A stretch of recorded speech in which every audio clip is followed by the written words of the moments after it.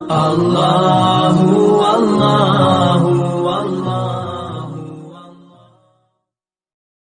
حضرت عمر فاروق رضی اللہ تعالیٰ عنہ کے زمانے میں بھی کچھ معاملات ایسے ہوئے۔ امام غزالی نے لکھا ہے کہ ایک نوجوان شراب چھپا کے نا اپنی چادر کی اوٹ میں تو حضرت عمر کے سامنے سے گزر رہا تھا، شراب چھپا کے۔ میں اکثر کہتا ہوں کہ آج بھی کوئی منع کرنے والا ہو تو لوگ منع ہونے کو تیار تو ہیں، پر ہم منع کرنے کو تیار نہیں ہوتے۔ اگر ہمارے کہنے پہ بڑی بڑی محفلیں ہو سکتی ہیں تو ہمارے کہنے پہ داڑھی بھی پوری ہو ہی سکتی ہے، لیکن ہم کہتے ہی نہیں، مزاج ہی نہیں، اس طرف لاتے ہی نہیں۔ ہمارے کہنے پر اگر بڑے بڑے چندے لوگ دے دیتے ہیں تو امید ہے نمازی بھی ہو ہی جائیں گے۔ توجہ دلانے کی، حضرت عمر کے زمانے میں بھی یہ مسئلہ ہوا۔ میری باتوں کی سمجھ آ رہی ہے سارے دوستوں؟ ایک نوجوان جا رہا ہے، شراب چھپائے تو سیدنا فاروق اعظم نے تلوار نکالی ہوئی، یہ کیا ہے، کدھر جا رہے ہو؟ تو وہ کہنے لگا حضور وہ نا سرکہ ہے میرے پاس، اور اندر دعائیں مانگ رہا ہے، یا اللہ آج عمر سے بچا لے، آج کے بعد شراب نہیں پیوں گا۔ اندر دعائیں مانگ رہا ہے، اللہ عمر سے بچا لے، آج کے بعد شراب۔ حضور سرکہ ہے، سرکہ۔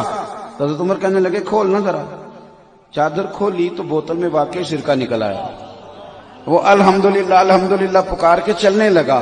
ایک روایت میں نے ایسی بھی پڑھی کہ جب وہ جا رہا تھا تو حضرت عمر نے آواز دی، فرمانے لگے عمر سے ڈر کے توبہ کی ہے تو شراب کا سرکہ بنا ہے، اگر تو رب سے ڈر کے توبہ کرتا تو اللہ نے اس کو شہد بنا دینا تھا اور تیرے کام آ جاتا۔ کوئی ہونا تو چاہیے نا منع کرنے والا۔ اور ایک بات اور آپ سے عرض کروں، جب آپ تک حق آ جائے تو اسے قبول بھی کریں، حق آ جائے تو اسے رجوع بڑے بڑے بزرگوں نے کیا ہے۔ رجوع کرنا عیب نہیں، رجوع کرنا خوبی ہے۔ آپ اللہ کا شکر ادا کریں، آپ کی کوئی غلطی نکالتا ہے، آپ کا سجن ہے، وہ آپ کو نکھارنا چاہتا ہے، لیکن یہاں تو اڑے ہوئے لوگ اور ڈٹے ہوئے لوگ اور کمال ہو، یعنی ماں بدولت تو غلطی نہیں نہ کر سکتے ہو، ٹھہر جائے یار، غلطی کرنے سے ہی بندہ انسان رہتا ہے۔ انسانیت نام ہی اسی کا ہے کہ وہ کبھی کبھی بھول بھی جاتا ہے، ورنہ تو فرشتے ہو جاتے۔ تو تھوڑا سا تسلیم کریں۔ ہمارے ہاں نا ہم نے چونکہ اعلیٰ ظرفی سکھائی نہیں تو قدریں کم ہوتی جا رہی ہیں۔ میں اگر لوگوں کو دوسروں کا ادب کرنا سکھاؤں گا تو انشاءاللہ کو میرا بھی کرے گا۔ ہم نے نہ صرف ایک کام سکھایا ہے کہ میں ہوں اور اس کے بعد بھی میں ہوں۔ پھر اس کا نقصان میں نے یہ بھی دیکھا ہے کہ بعض اوقات لوگ ایک آدمی سے اگر متنفر ہوتے ہیں تو مذہب سے ہی ہو جاتے ہیں، لیکن اگر وہ کھلے دل رکھتا نا، تھوڑا سا اسے اور بھی کسی طرف آنے جانے دیتا تو اس کے لیے کوئی آپشن دوسری بھی موجود رہتی۔ تھوڑی سی توجہ کریں، حق آ جائے تو پھر اسے قبول بھی کریں، اسے مان لیں، اسے تسلیم کریں، کوئی فرق نہیں پڑتا، کچھ بھی نہیں ہوتا۔ حضرت بشر عافی رحمۃ اللہ علیہ نے کوئی کتاب نہیں لکھی، حضرت بشر عافی رحمۃ اللہ علیہ نے کسی مسجد میں تدریس نہیں کی، وہ تو ان کو تو لوگ دیوانہ کہتے تھے، ننگے پیر پھرنے والا بندہ ہے، لیکن امام احمد بن حنبل نے 14 جلدوں میں حدیث کی کتاب لکھی۔ امام احمد بن حنبل بہت بڑے محدث، بہت بڑے شیخ، بہت بڑی ہستی، لیکن امام احمد بن حنبل نے کھل کے تعریفیں کی حضرت بشر عافی نے، کسی جگہ نہیں کہا کہ یہ تو ان پڑھ بندہ ہے۔ تو یہاں سوال ہی نہیں پیدا ہوتا۔ کسی نے پوچھا امام احمد بن حنبل سے کبھی لاجواب ہوئے تھے؟ فرمایا ہوا ہوں۔ ایک بوڑھی آئی تھی مسئلہ پوچھنے، پردے کے پیچھے میں نے بٹھا لیا، میں نے کہا پوچھئے، تو کہنے لگی میں غریب اور بیوہ عورت ہوں، بے اولاد بھی ہوں، چاند جب 14ویں کا پورا چمکتا ہے تو چرخہ چھت پہ رکھ لیتی ہوں، اور چھت پہ چرخہ رکھ کے نا تو چرخے سوت کاٹتی ہوں، تو کئی دفعہ نا بادشاہ کا لشکر گزرتا ہے، بڑی بڑی لالٹینیں ہوتی ہیں، اس کی روشنی بھی کئی دفعہ پڑ جاتی ہے، تو بتائیے اس روشنی میں کاتا ہوا سوت میرے لیے جائز ہے کہ ناجائز ہے؟ تو حضرت امام احمد بن حنبل کہتے ہیں مجھے چکر آ گیا، اللہ اکبر اللہ اکبر۔ میں نے کبھی بھی پہلے نام بتا تو کون ہے، کہاں سے آئی، اتنی باریکی؟ تو کہنے لگی آپ مسئلہ بتائیے کہ پہلے شناختی کارڈ دکھایا جائے، میں جو بھی ہوں آپ بتائیں۔ میں نے منت کی، میں نے کہا میں مسئلہ بتاتا ہوں لیکن مہربانی کر ایک دفعہ بتا تو کون ہے؟ دنیا آتی ہے لیکن اتنی باریک، اتنا تقویٰ، کون ہے؟ تو کہنے لگے ایک مجذوب یہاں بشر عافی ننگے پیر پھرتا ہے، میں اس کی بہن ہوں، میں اس کی بہن ہوں۔ تو حضرت امام احمد بن حنبل فرمانے لگے اماں کوئی اور مسئلہ پوچھتا تو میں جائز کہتا، تیرے لیے جائز نہیں، تیرے لیے جائز نہیں. مان لیا نا, تسلیم کر لیا نا, یہاں تقوی ہے, یہاں پرہیزگاری ہے. لیکن ہم لوگوں نے تو ایک لسٹ پکڑی ہوئی ہے, یہ جاہل ہے, یہ فارغ ہے, یہ پاگل ہے. ایک لسٹ ہے, آپ لے لیں, سویرے لے لیں کتنے بندوں کو, اور پھر آج آ کے بچوں گا کون, صرف میں. اس سے آگے کوئی مزید بندہ ٹھیک نہیں بچتا. اور یہ عوامی سطح پر حالات بہت بگڑتے جا رہے ہیں. قبول کریں. چلیں, یہ تو میں نے حضرت امام احمد بن حنبل کی بات کی نا, میں سیدنا فاروق اعظم کی بات کرتا ہوں. ایسا نہیں کہ بندہ کچا ہے, نہ حضور نے فرمایا عمر کی زبان پر تو رب نے حق جاری فرما دیا. فاروق جو کہہ دیں اللہ اس کے مطابق قرآن نازل کر دیتا ہے. امام سیوطی نے ان آیات کی تفصیل لکھی ہے جو حضرت عمر کی رضا کے مطابق نازل ہو گئی. لیکن حضرت عمر کے سامنے ایک بی بی لائی گئی, اس نے زنا کیا, سیاستہ میں روایت. حضرت فاروق اعظم نے حد جاری کر دی, فرمایا لے جاؤ اسے, سنسار کرو یا کوڑے مارو.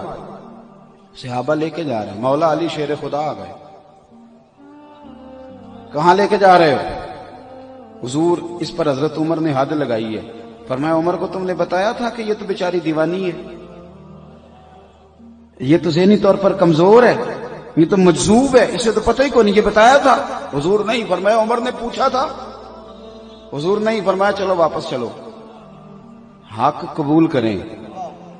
حضرت مولا علی شیر خدا واپس لائے. فرمایا عمر فیصلہ کرتے ہو, پوری بات کیوں نہیں پوچھتے؟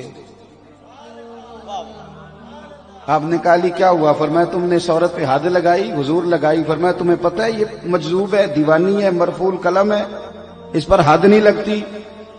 عرض کی کہ حضرت عمر فاروق فرمانے لگے مجھے تو پتہ ہی نہیں. تو آپ فرمانے لگے پہلے پتہ کیا کرنا, پھر معاملہ طے کیا کر. تو حضرت عمر نے کوئی بہانہ نہیں کیا. بہانے بھی ہوتے ہیں نا, انہاں مینوں صحیح نہیں گل دسی, اے بندے نے مینوں انج کیا سی, کوئی بہانہ نہیں لگایا. عمر نیچے اترے اور سجدے میں گر گئے. یا اللہ عمر کو معاف کر دے, یا اللہ عمر کو معاف کر دے. اور پھر چمکتے ہوئے جملے سیدنا فاروق اعظم کے فرمانے لگے لوگو آج اگر علی نہ ہوتا تو عمر ہلاک ہو جاتا, آج اگر علی نہ ہوتا تو عمر ہلاک ہو جاتا. بات کو سمجھیں, آپ قبول کریں اگر آپ تک, شکر کریں حق اگر کسی تک آ گیا. حق کو مانیں اور ڈٹنا سیکھیں اور حق بات کہنا سیکھیں اور کہیں آپ حق بات. یزید وہ والا نظام لے کے آ رہا تھا جو دبئی میں ہے, جو شارجہ اور مسقط میں ہے. مسجد بھی بڑی, شراب خانہ بھی بڑا, وہ والا نظام چاہتا تھا. ہمارے حکمران کہتے ہیں نا جی مسجد کھلی ہوئی ہے, مولوی ادھر چلے جائیں, پر ادھر جانے سے بھی لوگوں کو نہ روکیں. یہ والا ماحول یزید چاہتا تھا.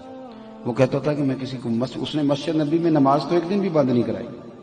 وہ تو امام حسین کے بعد جب اس نے حملہ کیا تو معاملات الگ ہیں, کسی مسجد میں نماز نہیں روکی. وہ تو یہ چاہتا تھا کہ تھوڑی مرضی بھی کرنے دو. تو امام علی مقام نے فرمایا یہ نظام مصطفیٰ ہے, اس نظام میں مرضی مصطفیٰ کریم کی چلے گی, تیری نہیں چلے گی. لوگ کہتے ہیں کہ یزید نے فلانی شے کا حکم نہیں دیا, تو میں نے کہا چلو اتنا ہی مان لو کہ یزید نے عبید اللہ ابن زیاد کو گورنر تو بنایا تھا کہ نہیں. یہ تو کہا تھا کہ نہیں کہ حسین کو کوفے میں داخل نہ ہونے دینا, یہ تو کہا تھا نا میری بیعت لینا. تو آپ کس طرح اسے اس کی صفائی پیش کرتے ہیں. اس بدبخت نے تو یہ سارے کارنامے کیے. اور پھر امام علی مقام رضی اللہ تعالیٰ عنہ اگر اس مقام پر تھوڑی دیر کے لیے بھی اس ظالم کی, فاسق اور فاجر کی بیعت کر لیتے, اچھی طرح میری بات سمجھ لینا, تو آج سارے حکمرانوں کے لیے دروازہ کھل جاتا, سب کے لیے کھل جاتا دروازہ. لوگ کہتے ہیں کہ جناب ہم نہیں مسلمان, مولوی صاحب آپ زیادہ عاشق رسول ہیں. میں نے کہا تو نرا مسلمان ہے. تو یزید تو جامع مسجد دمشق کا خطیب تھا, وہ تو جمعے پڑھاتا تھا, وہ تو پگڑی داڑھی والا تھا, وہ تو بڑے بڑے خطبے دیتا تھا. لیکن امام حسین نے فرمایا نری تیری اچھی اچھی باتوں سے بات نہیں بنے گی, نظام مصطفیٰ پہ پورا پورا چلنا پڑے گا, تجھے وہ کردار بھی دکھانا پڑے گا جو اصل کام ہے. پھر چیزیں بلیک میل کرتی ہیں انسان کو. ہم انسان ہیں, کمزور پڑ جاتے ہیں. نبی پاک صلی اللہ علیہ وسلم نے فرمایا اولاد آدمی کو بزدل کر دیتی. بڑی جگہوں پہ انسان کمزور پڑتا ہے. یہ وطن چھوڑنا ایک بہت بڑا مشکل کام ہے. کرائے کے مکان سے عورتیں جب نکلتی ہیں تو روتی ہوئی نکلتی ہیں. کرائے کا مکان ہوتا ہے پر روتی ہوئی وہاں سے باہر آتی ہیں. میرے بھائی, امام حسین کو مدینہ چھوڑنا پڑا. اور آپ کو ایک بات بتاؤں, ایک قربانی امام حسین کی سنو. مدینے میں امام حسین رہتے تو بہت بڑا لشکر بنتا امام حسین. حضرت عثمان غنی رضی اللہ تعالیٰ عنہ کو لوگوں نے کہا تھا کہ یہ مٹھی بھر لوگ ہیں جنہوں نے آپ کے گھر کا محاصرہ کیا ہوا ہے، آپ ہمیں اجازت دیں، ہم انہیں قتل کر دیں۔ پتہ ہے حضرت عثمان غنی نے کیا فرمایا؟ فرمانے لگے نبی پاک صلی اللہ علیہ وسلم نے فرمایا تھا ایک مینڈا ہوگا، ایک بکرا جس کی وجہ سے مدینے میں خون بہے گا، فرمایا میری جان جاتی ہے تو جائے، میں مصطفیٰ کے مدینے میں خون نہیں بہنے دوں گا۔